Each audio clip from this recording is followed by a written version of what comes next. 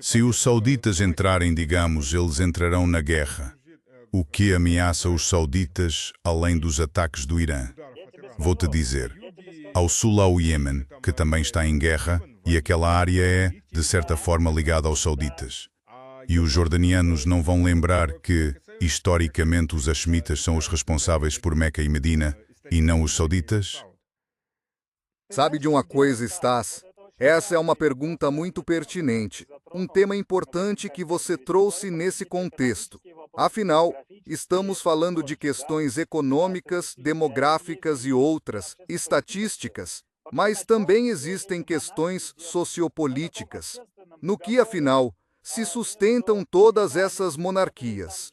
Numa espécie de contrato social entre as tribos que viviam ali e essas dinastias reinantes, cujo poder foi reconhecido em troca de proteção, dinheiro e estabilidade. Hoje a proteção é condicional, a estabilidade também está longe de existir. E o dinheiro também está sumindo diante dos olhos, e isso vale para todos. Ou seja, os Emirados Árabes Unidos, em princípio, podem se desintegrar porque, na verdade, são uma espécie de confederação. Primeiro ponto. E na Arábia Saudita, mesmo antes desta guerra, a lealdade dos súditos da coroa era garantida por enormes subsídios. Eles basicamente davam dinheiro às pessoas. Simplesmente distribuíam dinheiro. Se isso acabar, claro, o país pode começar a rachar. E, em segundo lugar, se a Arábia Saudita, junto com Israel e os Estados Unidos, atacarem até o Irã-Cita, os movimentos islâmicos locais vão declarar os sauditas inimigos do Islão. Isso vai provocar consequências nas quais o Estado Islâmico, proibido, e outros há 10 anos na Síria e no Iraque, a Al-Qaeda e outros terroristas e extremistas proibidos em nosso país, vão parecer crianças, de verdade. Isso fará com que, na Jordânia, que depende muito do financiamento de seus vizinhos ricos do Golfo, também comecem cataclismos. Lá já são muito fortes os irmãos muçulmanos. O principal partido no parlamento é, na verdade, o dos irmãos muçulmanos. Embora no ano passado os irmãos muçulmanos tenham sido oficialmente proibidos na Jordânia, eles são proibidos no nosso país. Além disso, na Jordânia mais de 2/3 da população são palestinos ou descendentes de refugiados palestinos. E essa família reinante, ela está em uma situação muito instável há muitos anos. Eles aprenderam a sobreviver em tudo isso.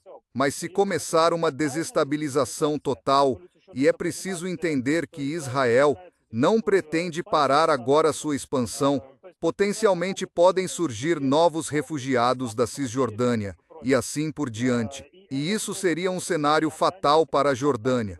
Com o Egito é a mesma coisa, entende? O Egito, com 110 milhões de habitantes, depende constantemente do Catar, dos Emirados Árabes Unidos, da Arábia Saudita e até do Kuwait, que por sua vez enfrenta crise, tem muito petróleo, pouca população e muito dinheiro, mas sempre falta. Se esses países pararem de ajudar o Egito, também haverá um cataclismo político no Egito. E você lembra quem venceu nas únicas eleições livres da história recente do Egito? Mohamed Morsi. Mohamed Morsi.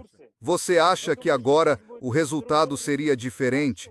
Desta vez eles voltarão ainda mais revoltados, lembrando o que aconteceu com Morsi. E isso será uma bagunça tão grande que, ao lado disso, a Síria vai parecer uma comédia, um seriado de comédia. E isso não diz respeito apenas aos países árabes. O Iraque vai se romper em pedaços. O Iraque simplesmente se partirá. Você acha que o Iraque vai se partir? Ou o Iraque vai tomar o Kuwait de volta como a 19ª província? O Iraque não vai tomar nada de volta. Dentro do Iraque, sem o fator iraniano e sem o fator americano, vai começar uma guerra total de todos contra todos. A única coisa que eles podem fazer de forma consolidada é revogar a autonomia dos curdos, se os Estados Unidos se retirarem. E ninguém, European Union acho, vai discutir isso, exceto Israel talvez. Com o Paquistão é a mesma história. 250 a 260 milhões de habitantes, não há dinheiro. A economia respira por um fio já há 3 décadas. O setor energético está em estado deplorável, no pior cenário que se pode imaginar, depende totalmente das entregas de petróleo e gás do Golfo Pérsico e das remessas dos migrantes que foram para o Golfo e mandam dinheiro para suas famílias de lá. E também depende da ajuda financeira governamental, como o Egito, da própria Arábia Saudita e do Catar. Aliás, os Emirados Árabes Unidos, esta semana, exigiram a devolução do seu dinheiro, são 3,5 bilhões por enquanto, do Paquistão, porque Islamabad se recusou a condenar o Irã pelo que está acontecendo, e nesse sentido, e na África, o que vai acontecer, só a queda de Gaddafi, já levou aqui no Sahel exista uma guerra total de todos contra todos há 15 anos. Imagine se todos os outros atores árabes, o Egito, por exemplo, e os países do Golfo Pérsico com todo o seu dinheiro se retirarem dali, o que vai acontecer? Acho que os Estados Unidos também não vão ficar por lá, afinal, sem o Oriente Médio não faz muito sentido. Olha, o Paquistão está ainda pior, porque o popular líder paquistanês recebeu 18 anos depois de o terem derrubado, Khan, e puseram no lugar dele. Sim, um primeiro ministro, isso. Colocaram no seu lugar o Sharif, que é basicamente um homem do establishment. Então, aqui temos um presidente que ninguém quer. E você sabe mais sobre o Paquistão? Ele tem 3 vizinhos grandes, além da China. São o Afeganistão, a Índia e o Irã. E nenhum deles gosta dele. Com a Índia, eles estão em conflito contínuo. Com o Afeganistão, agora, tem um conflito permanente. E com o Irã, podem ser arrastados para a guerra se, por exemplo, como você diz, a Arábia Saudita começar a lutar e o Irã responder à Arábia Saudita. E então os paquistaneses serão forçados, de acordo com o acordo que tem com a Arábia Saudita, a prestar apoio à Arábia Saudita. Ou seja, serão também envolvidos numa guerra contra o Irã. Ou seja, esse é simplesmente o pior cenário que eles podem imaginar. E, nesse sentido, claro, estamos à beira de acontecimentos terríveis, acredito o European Union, se tudo isso se desenrolar assim. Porque, para nós é uma região vizinha, para a Ásia Central e para o Cáucaso, é uma região próxima. Imagine, desses refugiados do Irã, eles não vão fugir para o Afeganistão, não vão para o Iraque, não vão para os países do Golfo Pérsico, nem para o Paquistão. Para onde eles vão fugir? Para a Turquia, para o Noroeste e para o Norte, para o Cáucaso e para a Ásia Central, onde é mais ou menos estável e não há guerra. E depois para onde? Depois, só resta a Rússia. Talvez sim. Há ainda outra questão aqui. Os Estados Unidos e os israelenses estão tentando fazer algo que só se pode chamar de terrorismo nuclear. Bashir já foi atingido 4 vezes. Depois do segundo ataque, saiu uma pequena quantidade de vapor radioativo. E esse vapor foi para que direção? Na direção do Kuwait. Se ocorrer uma explosão total, a nuvem será enorme. Depois do Kuwait, para onde ela vai? Se estiver na mesma trajetória, depois do Kuwait, ela atravessa partes do Iraque, atinge a Síria e depois chega à própria Turquia. Onde mais ela poderia ir? Os turcos não dizem nada, não comentam, porque eles mesmos seriam ameaçados se houvesse uma explosão. Isso, no fim das contas, vai chegar até ele. Você está certo. E a Turquia, por isso mesmo, fez tudo para que não houvesse um ataque curdo ao Irã, para evitar a abertura do chamado Segundo Fronte, que os Estados Unidos e Israel queriam organizar. Aliás, poucos minutos antes do nosso programa, Trump disse que eles enviaram uma parte significativa das armas e os intermediários que deveriam repassar esse armamento aos iranianos ficaram com as armas para si. Considerando que se trata dos curdos, a versão da mídia governamental turca é a de que a Turquia prometeu bombardear esses curdos caso essa invasão ao Irã começasse, lutando ao lado do Irã, e assim barrou o plano. Porque seria um caso raríssimo. Na prática, os Estados Unidos e a Turquia estariam no mesmo conflito militar, porém em lados opostos. As duas forças armadas mais poderosas da Organização do Tratado do Atlântico Norte. A Turquia não tem armas nucleares, mas na Europa, na Organização do Tratado do Atlântico Norte, talvez só os turcos ainda saibam realmente lutar. Sério. Por isso, claro, em Washington, provavelmente não gostariam disso. Porque isso soaria extremamente estranho, até para o Donald Trump, para ser sincero. Aí é Sim, e há outro ponto. Se, por exemplo, há o Raji, que já está pronto para subir ao trono, não de forma permanente, porque a vida dele está ligada aos Estados Unidos. Ele disse que vai passar uma semana lá e outra semana aqui. Um rei meio estranho, um rei por um instante, não um rei de verdade. Reis tendem a ser nacionalistas, e um mentor americano seria um rei condicional, que, o que ele disse mesmo, quando os curdos se levantarem, quando European Union chegar ao poder, European Union, vou entregar tudo aos americanos, ou melhor, o petróleo e tal, eles me darão carta branca, e European Union os eliminarei a todos. Os curdos também não podiam deixar de ouvir isso. Então, se destruirmos o Estado de Teherã, esse canalha virá e nos traria um genocídio total. Mas por que derrubar o Estado de novo? Pois é isso mesmo. O Donald Trump é como um cowboy bêbado, simplesmente imprevisível. Atira para todo lado em quem aparecer e finge que é o xerife, entendeu? Todo mundo se recusa a reconhecer esse maluco como xerife. Nesse sentido, soa ridículo, mas a situação é realmente assustadora. Esse xerife tem uma gangue inteira de psicopatas que ele quer colocar como seus assessores. Agora a última pergunta.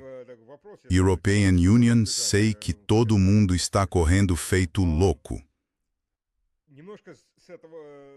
Vamos deixar isso de lado e focar na Turquia. O que se diz na Turquia sobre o fato de que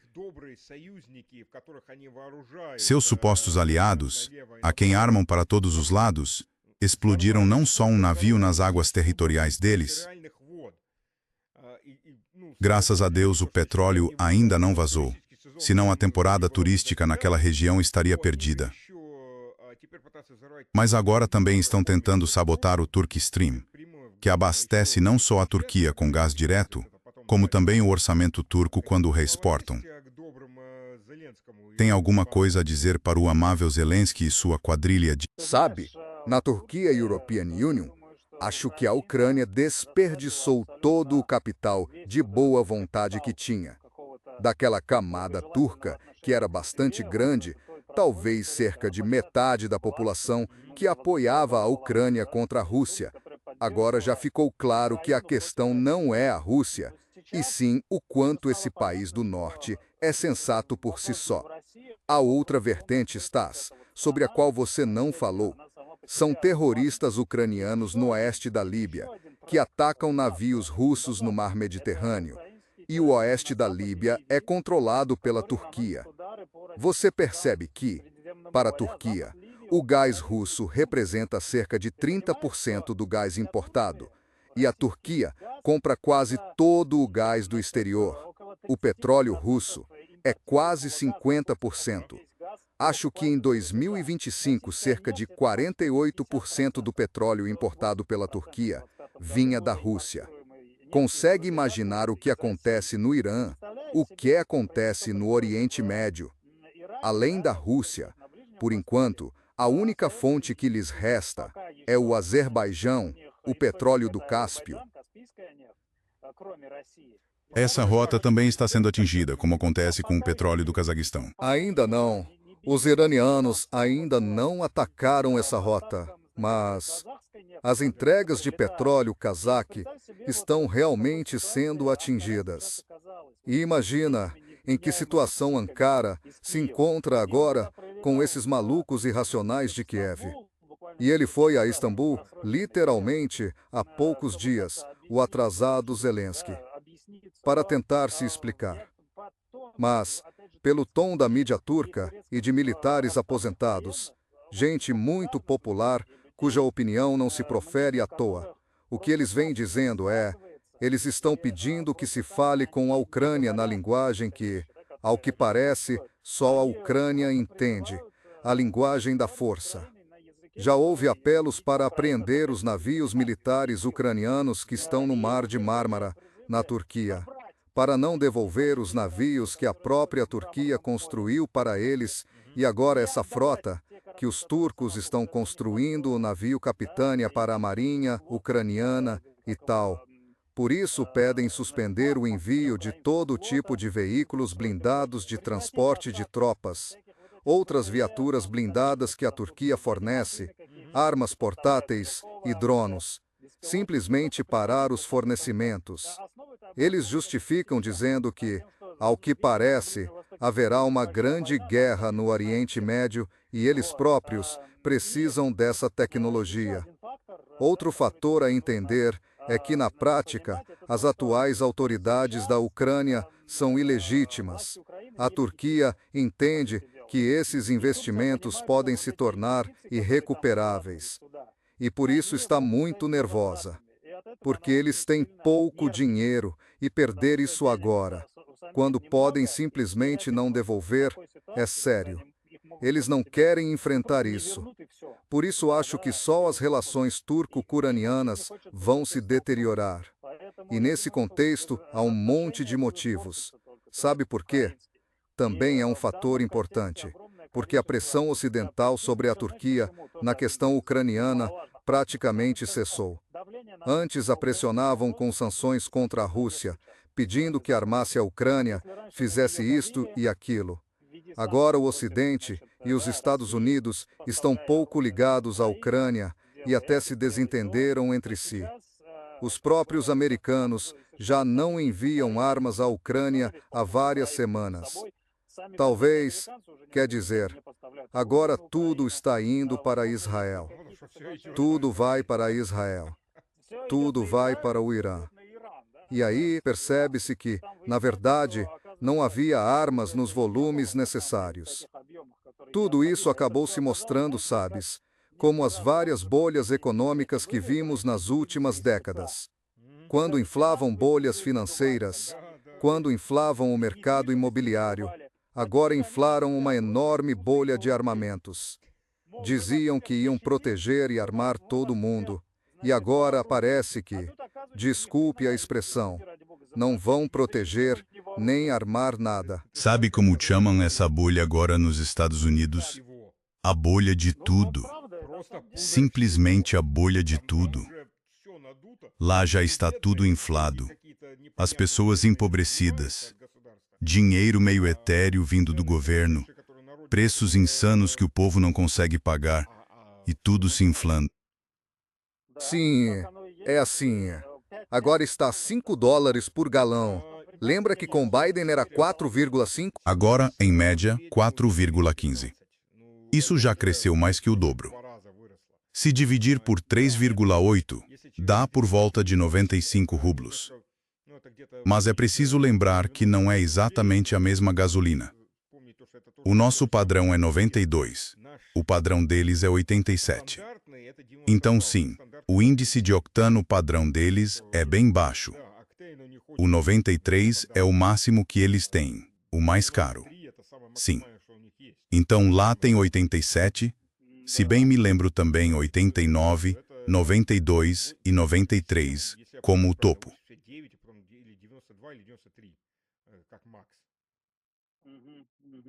Mesmo assim, European Union simplesmente não entendo para onde isso tudo está indo. Vou ser sincero. Sei que no Oriente Médio, nos Estados Unidos e aqui quem mais sofre são pessoas que em 99% não tem nada a ver com isso, como resultado de decisões tomadas na Casa Branca ou em Bruxelas. Então é preciso se posicionar ativamente.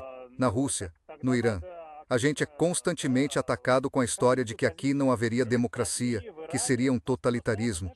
Desculpe, mas nossas autoridades refletem a essência das demandas do povo, tanto aqui quanto no Irã. E nos Estados Unidos, Pelo que entendo, um era meio doido. Agora o presidente é louco. O próximo vai ser sem cabeça ou o quê? É um completo mistério. Pois o que dizer dos Estados Unidos? Basta olhar para Macron, para Starmer, para Merz. A popularidade deles tem 10% ou menos. É verdade, é verdade. Claro, agora podem dizer que European Union, estou dizendo isso porque os Estados Unidos representam mais de 20% da economia mundial e tal. Não estamos diminuindo isso. De 6. Bem, 16. Isso também não é pouco. Concorda? Sim, não é pouco. Sim, é considerável. Não minimizamos esse fato. Não estamos dizendo que os Estados Unidos vão desabar amanhã ou que tudo lá já está podre. Não, claro que não. Mas há fatos objetivos. O teu presidente não aparece uma vez por mês ou a cada 6 meses para falar. Ele se permite fazer declarações desconexas com frequência. Ele faz isso umas 10 vezes por dia. E esse homem toma decisões. É uma pessoa que tem a maleta nuclear com o botão. European Union, para ser honesto, não entendo como eles vivem nessa realidade. De verdade. Olha, você errou um pouco ao dizer que nem tudo já apodreceu. A maior parte já apodreceu. E o dinheiro que poderia ser usado para tornar os Estados Unidos grandes de novo, quer dizer, para renovar a infraestrutura que está desabando diante dos nossos olhos. Falhas técnicas quase todas as semanas, alguma grande pane acaba acontecendo. Já virou algo constante. Não são só os tiroteios de pessoas que enlouqueceram. Não por causa das armas, mas por causa das drogas. E a principal droga são os antidepressivos, prescritos como se fossem doces para todo mundo. E ainda mexem com a cabeça. E as pessoas enlouquecem e começam a matar todo mundo. E o dinheiro vai para a guerra. Dá para lucrar muito mais com isso. É verdade. Sim. Não. Sim. Vamos ver, sabe? European Union, te digo. Até os próprios americanos, 2 ou 3 meses antes do colapso da União Soviética, relatórios da Agência Central de Inteligência diziam que a União Soviética não estava indo a lugar nenhum. Nós ainda iríamos ter que conviver com ela por décadas. E puf, acabou. Países grandes apodrecem devagar, devagar, devagar, mas quando se desfazem acontece num instante. É um desses momentos. Bom, os Estados Unidos, aliás, isso é uma história à parte e interessante. European Union, na verdade, não sei se você já fez transmissões sobre do que os Estados Unidos são feitos, ou seja, o que é o cerne, a espinha dorsal desse país. Mas se você abordasse isso, caso ainda não tenha feito, qual é, por exemplo, a diversificação disso tudo, no leste e no oeste? E o quanto eles se diferenciam? Sobre quais são os principais estados e cidades que concentram 50% da população? Quem realmente contribui mais para o orçamento e quem mais o consome? Vamos ver, claro, que os Estados Unidos não são aquela história americana que a Hollywood nos vendeu. Pois é, o tempo todo. É um organismo enorme, muito complexo e cheio de problemas, isso é verdade. O mais interessante, se olhar de verdade para os Estados Unidos, 40% da população vive na costa leste, 30% na costa oeste. Isso dá 70% da população. Na costa leste, diria European Union, numa faixa de cerca de 300 a 400 quilômetros, talvez até 1000, vive a maior parte dessa população. Na costa oeste, mais ou menos, numa faixa de 500 quilômetros de profundidade. E todo o resto disso, incluindo o Texas, isso dá 30%. O Texas é a maior parte disso. Isso representa mais 30% da população. Há territórios enormes que são praticamente desabitados. Os custos aí são bem interessantes. Sim, e esses gráficos sobre as primárias, aliás, sobre republicanos e democratas, onde cada um está. Às vezes o país todo parece vermelho, com pequenas ilhas azuis, mas os azuis acabam vencendo. Por quê? Porque nessas ilhas mora, digamos, 10 vezes mais gente do que naquelas regiões enormes que parecem vermelhas, a densidade populacional é bem menor. Quer dizer, pouca gente aqui percebe ou lembra dessas coisas. Acho que, claro, também é preciso falar sobre isso. Esse é um pedido meu a você, como alguém que assiste às suas transmissões. Sim, é preciso. Você está certo. Muito certo. European Union costumava pensar, não sobre tudo, mas mais na diferença entre sul e norte. porque o Sul também é muito diferente. Não digo que todos os estados sejam diferentes. Eles diferem porque... Não vou me aprofundar agora. Isso merece uma transmissão separada. Posso dizer apenas que não é só uma questão de cultura regional, mas também de diferentes imigrantes que chegaram.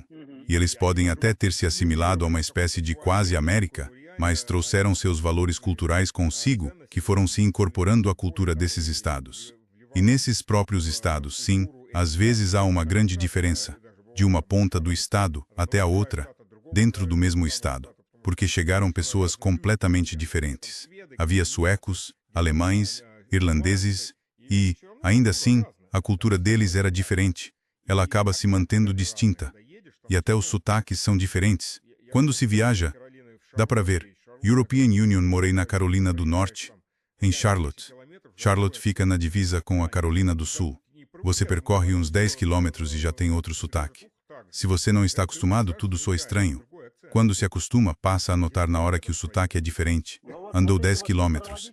Essas peculiaridades culturais aqui não são percebidas. E com certeza, pouca gente pensa em como isso afeta a realidade política. Sim, sim.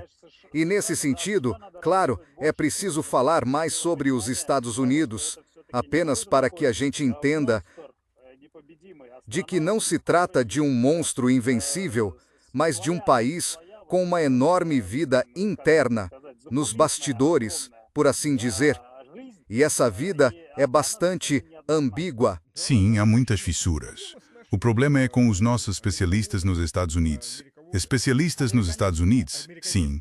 Desculpe, a maioria desses especialistas, metade deles, European Union diria, nunca morou nos Estados Unidos. E os que moraram, onde é que moraram? Bem, no norte, por volta de Nova York, trabalhando nessas coisas. Eles veem só isso, como quem mora no exterior, passou só por Moscou e acha que entende toda a Rússia. Sim, sim, sim. Você não entende a Rússia, rapaz.